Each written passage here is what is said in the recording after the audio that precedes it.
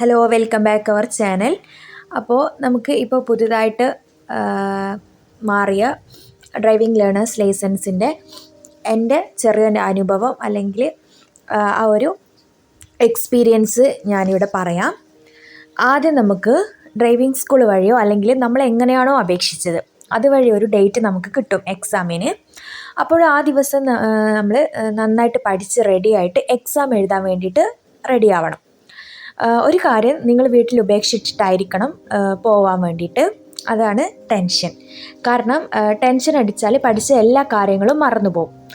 Exam ഇപ്പോൾ കുറച്ച് strict ആണ്. ഓക്കെ, അപ്പോൾ ഫസ്റ്റ് നമുക്ക് ഓഫീസേഴ്സ് ഒരു പ്രീ ലേണിംഗ് ക്ലാസ് തരും. അത് കഴിഞ്ഞ് ടോക്കൺ പ്രകാരം നമ്മൾ ഓരോരുത്തരെയായിട്ട് വിളിക്കും. മൊബൈൽ ഫോണൊക്കെ സ്വിച്ച് ഓഫ് ചെയ്യാൻ പറയും. പിന്നീട് നമ്മൾ കമ്പ്യൂട്ടറിന് മുന്നിലെത്തിയാൽ അവിടെ എക്സാം ആരംഭിക്കും. മൊബൈൽ ഫോൺ സ്വിച്ച് ഓഫ് ചെയ്തില്ല എന്നുണ്ടെങ്കിൽ അത് അവർ CC ചെയ്യും. അതുകൊണ്ട് അത് പ്രത്യേകം ശ്രദ്ധിക്കണം. പിന്നെ ഫസ്റ്റ് ആപ്ലിക്കേഷൻ നമ്പറും പാസ്വേഡൊക്കെ അടിച്ച് നമ്മൾ ലോഗിൻ ചെയ്യണം. അവിടെ ഒരു ക്യാപ്ച ഉണ്ടാവും. അത് സ്മോൾ ലെറ്ററും ക്യാപിറ്റൽ ലെറ്ററും പിന്നെ നമ്പേഴ്സും എല്ലാം മിക്സ് ചെയ്തിട്ടുള്ളൊരു ക്യാപ്ച ആയിരിക്കും. അത് നമുക്ക് എത്ര സമയം എടുത്ത് വേണമെങ്കിലും അത് ചെയ്യാൻ വേണ്ടി പറ്റും. ഓക്കെ, പിന്നെ നമ്മൾ അവിടെ കൊണ്ടുപോകേണ്ടത് നമ്മുടെ ഐ ഫിറ്റ്നസ് സർട്ടിഫിക്കറ്റ്, അതായത് കണ്ണ് ടെസ്റ്റ് ചെയ്ത പേപ്പറും. നമ്മൾ ഇപ്പോൾ ഡ്രൈവിംഗ് ലേണേഴ്സ് ലൈസൻസിന് അപേക്ഷിക്കുമ്പോൾ ഏത് ID പ്രൂഫാണോ കൊടുത്തത്, നമ്മളെ വയസ്സ് തെളിയിക്കുന്ന അഡ്രസ്സ് തെളിയിക്കുന്ന ഏത് ID പ്രൂഫാണോ കൊടുത്തത് അതും കൂടി നമ്മളെ കയ്യിലുണ്ടായിരിക്കണം. അതവിടെ വെരിഫൈ ചെയ്യും. അപ്പോൾ ഐ ഫിറ്റ്നസ് സർട്ടിഫിക്കറ്റിൽ നമ്മൾക്ക് അവിടെ നിന്ന് ഡോക്ടർ തന്ന ആ ഒരു ഫിറ്റ്നസ് സർട്ടിഫിക്കറ്റും കൂടി നമ്മൾ മറക്കാതെ കൊണ്ടുപോയിരിക്കണം. അതൊക്കെ അവിടെ കാണിച്ച് അതൊക്കെ അവർ വെരിഫൈ ചെയ്തോളും. പിന്നെ പാസ്വേഡൊക്കെ അടിച്ച് ലോഗിൻ ചെയ്ത് കഴിഞ്ഞാൽ നമ്മുടെ മുമ്പിലേക്ക് സ്ക്രീനിലെ ആദ്യത്തെ ചോദ്യം വരും. ആദ്യ ചോദ്യം 4 ഓപ്ഷനോട് കൂടി 30 സെക്കൻഡ് സമയം കൊണ്ടാണ് നമ്മുടെ മുന്നിൽ എത്തുക.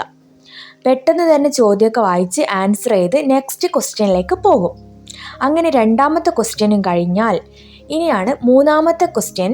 വളരെയധികം നിങ്ങൾ ശ്രദ്ധിക്കേണ്ടത്. കാരണം മൂന്നാമത്തെ ക്വസ്റ്റ്യൻ കഴിഞ്ഞാൽ ഇതിൻ്റെ താഴെ ഭാഗത്താണ് ക്യാപ്ച ഉണ്ടാവുക. അപ്പോൾ ആൻസർ ചെയ്ത് വേഗം തന്നെ ക്വസ്റ്റ്യൻസിന് ആൻസർ ചെയ്ത് ക്യാപ്ച ശരിയായി അടിച്ചാൽ മാത്രമേ നമുക്ക് നാലാമത്തെ ക്വസ്റ്റ്യനിലേക്ക് പ്രവേശിക്കാൻ വേണ്ടി പറ്റുള്ളൂ. അഥവാ നമ്മൾ ക്യാപ്ച അവിടെ തന്നിരിക്കുന്ന ടൈമിനുള്ളിൽ നമുക്ക് അടിക്കാൻ പറ്റിയില്ല എന്നാണെങ്കിൽ നമ്മളെ എക്സാം അവിടെ വെച്ച് ഫെയിലാവും, അല്ലെങ്കിൽ നമ്മൾ അവിടെ വെച്ച് ഔട്ടാവും. പിന്നീട് വീണ്ടും റീ അപ്ലൈ ഒക്കെ ചെയ്ത് എക്സാമൊക്കെ എഴുതേണ്ടി വരും. അത് ശ്രദ്ധിക്കുക.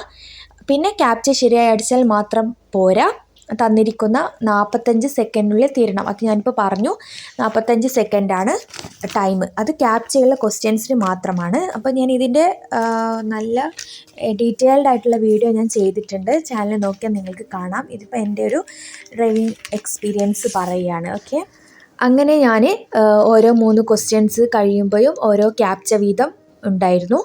അങ്ങനെ ഓരോ 3 ക്വസ്റ്റ്യൻസിൻ്റെയും കൂടെ ഓരോ ക്യാപ്ചയും അടിച്ച് അങ്ങനെ എൻ്റേത് ഞാൻ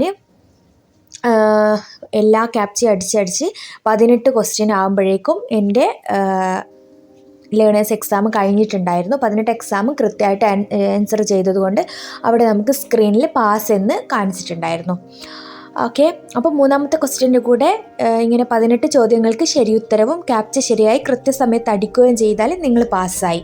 ഇതാണ് നമ്മുടെ ലേണേഴ്സ് എക്സാമിൻ്റെ പ്രോസസ്സ്. ഓക്കെ, അപ്പോൾ എൻ്റെ ഞാൻ എക്സാമിന് പോയി. പ്രോസസ്സൊക്കെ കഴിഞ്ഞു. ഞാനിപ്പോൾ വീഡിയോയിൽ പറഞ്ഞല്ലോ മുന്നേ എല്ലാ സബ്മിറ്റ് ചെയ്യേണ്ടതൊക്കെ സബ്മിറ്റ് ചെയ്തു. വെരിഫിക്കേഷനൊക്കെ കഴിഞ്ഞു. ക്വസ്റ്റ്യൻ 3 എണ്ണമൊക്കെ അറ്റൻഡ് ചെയ്തു. അപ്പോഴാണ് എനിക്ക് 8ൻ്റെ പണി കിട്ടിയത്. 3 ക്വസ്റ്റ്യനും കഴിഞ്ഞു, ക്യാപ്ചയും കഴിഞ്ഞു. ഓക്കെ, നെക്സ്റ്റ് 4th ക്വസ്റ്റ്യനിലോട്ട് കടക്കുകയും ചെയ്തു. ക്യാപ്ച ശരിയായി അടിച്ചതുകൊണ്ട് നെക്സ്റ്റ് 4th ക്വസ്റ്റ്യനിലേക്ക് കടന്നു. അവിടെ എനിക്ക് പണി കിട്ടിയതും എനിക്ക് പണി തന്നതും അവിടുത്തെ നെറ്റ്വർക്ക് ഇഷ്യൂസും സിസ്റ്റം പ്രശ്നങ്ങളുമാണ്. ഞാൻ 4ാമത്തെ ക്വസ്റ്റ്യൻ അറ്റൻഡ് ചെയ്തുകൊണ്ടിരിക്കുമ്പോൾ സിസ്റ്റം ഓഫായി. സിസ്റ്റം അപ്പോൾ കംപ്ലൈൻ്റ് ആയിരുന്നു. വീണ്ടും എനിക്ക് ആദ്യം മുതൽ തന്നെ ആപ്ലിക്കേഷൻ നമ്പറും പാസ്വേഡൊക്കെ അടിച്ച് ലോഗിൻ ചെയ്ത് എക്സാം റീസ്റ്റാർട്ട് ചെയ്യേണ്ടി വന്നു. അപ്പോൾ രണ്ടാമത് ഞാൻ വീണ്ടും നെക്സ്റ്റ് ചെയ്തപ്പോൾ ഇതേ പ്രശ്നം തന്നെ ഉണ്ടായി, നെറ്റ്വർക്ക് പ്രോബ്ലം ഉണ്ടായി. അങ്ങനെ 3ാമതും അറ്റംപ്റ്റിലാണ് എനിക്ക് കൃത്യമായിട്ട് ചോദ്യങ്ങൾക്ക് ആൻസർ ചെയ്ത് മുന്നോട്ട് പോകാൻ വേണ്ടി സാധിച്ചിട്ടുള്ളത്. അപ്പോൾ അത് നിങ്ങൾ ശ്രദ്ധിക്കുക. എല്ലാവരും ക്യാപ്ച പ്രശ്നങ്ങൾ പറയുന്നുണ്ട്. ഇപ്പം നെറ്റ്വർക്ക് ഇഷ്യൂസും വരുന്നുണ്ട്. അത് നമ്മളെ കൊണ്ടൊന്നും ചെയ്യാൻ കഴിയില്ല. ആ നെറ്റ്വർക്ക് ഇഷ്യൂസ് വന്നാൽ പിന്നെ അങ്ങനെ 3ാമത്തെ അറ്റംപ്റ്റിൽ എനിക്ക് ശരിയായിട്ടുണ്ടായിരുന്നു. അപ്പോൾ നമ്മുടെ ഭാഗത്തു നിന്നുള്ള വീഴ്ചയിൽ ഒരു കാരണവശാലും എക്സാമിനറോ അല്ലെങ്കിൽ ഓഫീസേഴ്സോ എക്സാം അനുവദിക്കില്ല. നമ്മുടെ ഭാഗത്തു നിന്നുള്ള വീഴ്ച എന്ന് പറഞ്ഞാൽ നമ്മൾ സമയത്തിനുള്ളിൽ ക്യാപ്ച അടിച്ചില്ല, അല്ലെങ്കിൽ നമ്മൾ എല്ലാ ചോദ്യത്തിനും തെറ്റായ ഉത്തരം നൽകുന്നു, നമുക്ക് ക്വസ്റ്റ്യൻസിന് ആൻസർ അറിയില്ല, ക്യാപ്ച ആ സമയത്തിനുള്ളിൽ അടിക്കാൻ കഴിഞ്ഞില്ല, അല്ലെങ്കിൽ നമ്മുടെ ഭാഗത്തു നിന്ന് നമ്മുടെ തെറ്റ് മൂലം ഉണ്ടായിരിക്കുന്ന ഏതൊരു കാരണത്തിനും അവർ എക്സാം അനുവദിക്കുന്നില്ല. അപ്പോൾ എനിക്ക് നേരിടേണ്ടി വന്നത് സിസ്റ്റം പ്രോബ്ലം ആയിരുന്നു. അതുകൊണ്ട് തന്നെ ഞാൻ ഒരു 3-4 സിസ്റ്റം മാറി ഇരുന്ന് എനിക്ക് ആ പ്രശ്നം പരിഹരിച്ചു. അങ്ങനെ ഞാൻ എക്സാം എഴുതി.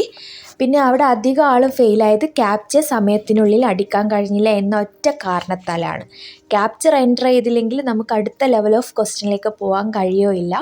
ക്വസ്റ്റ്യൻ ആൻസേഴ്സ് ചിലപ്പോൾ എല്ലാ ക്വസ്റ്റ്യൻ ആൻസേഴ്സും നമുക്ക് അറിയായിരിക്കും. അപ്പോൾ പക്ഷെങ്കിൽ ഈ ക്യാപ്ച നമ്മൾ ആ ടൈമിനുള്ളിൽ അടിക്കുക. ഓക്കെ, അത് മാക്സിമം നിങ്ങൾ ശ്രദ്ധിക്കുക, ടൈം ഔട്ട് ആവാൻ പാടില്ല. പിന്നെ കമ്പ്യൂട്ടർ ബേസിക്സ് എന്താണ്, കീബോർഡ് എന്താണ്, ക്യാപ്ച എങ്ങനെ തെറ്റുകൂടാതെ അടിക്കാം, എന്താണ് ക്യാപ്ചയിൽ എങ്ങനെയുള്ള ലെറ്റേഴ്സൊക്കെ വരാം, സ്മോൾ ലെറ്റേഴ്സ് ആണോ ക്യാപിറ്റൽ ലെറ്റേഴ്സ് ആണോ, പിന്നെ കമ്പ്യൂട്ടർ അറിയാത്തവർ അവിടെ പോയാൽ എന്ത് ചെയ്യും, എങ്ങനെയാണ് കമ്പ്യൂട്ടറിൽ എക്സാം എഴുതുന്നത്, ക്യാപ്ചയിൽ സ്മോൾ ലെറ്റേഴ്സ് എങ്ങനെ ടൈപ്പ് ചെയ്യും, ക്യാപ്ച ടൈപ്പ് ചെയ്തുകൊണ്ടിരിക്കുമ്പോൾ ഏതെങ്കിലും ഒരു ലെറ്റർ നമ്മളോട് തെറ്റിപ്പോയാൽ നമ്മൾ എന്ത് ചെയ്യും, അങ്ങനെയുള്ള നിരവധി സംശയങ്ങൾ നമുക്കൊക്കെ ഉണ്ട്. അതിനൊക്കെയുള്ള വീഡിയോ ഞാൻ ചാനൽ അപ്ലോഡ് ചെയ്തിട്ടുണ്ട്, നിങ്ങൾക്ക് കാണാവുന്നതാണ്. ടെൻഷൻ എന്തായാലും ഉണ്ടാവും, അത് സ്വാഭാവികമാണ്. പക്ഷേ നമ്മൾ ടെൻഷൻ അടിക്കാതെ കൂളായിട്ട് എക്സാമിന് പോവുക, എല്ലാവർക്കും പറ്റും. പിന്നെ മനസ്സിൽ നമുക്ക് ഡ്രൈവിംഗ് ചെയ്യണം, ലൈസൻസ് എടുക്കണം എന്ന ഒറ്റ ലക്ഷ്യവും ആഗ്രഹം ഉണ്ടെങ്കിൽ നിങ്ങൾക്ക് ഏത് പ്രതിസന്ധിയും മറികടക്കാൻ പറ്റും. അപ്പോൾ ഡ്രൈവിംഗ് പഠിക്കാൻ അല്ലെങ്കിൽ ഓടിക്കാൻ ആഗ്രഹമുള്ള എല്ലാവർക്കും നല്ല രീതിയിൽ എക്സാം എഴുതി പാസ്സാവാൻ കഴിയട്ടെ എന്ന് ആശംസിക്കുന്നു. Thank you for watching. Please do subscribe, comment and share.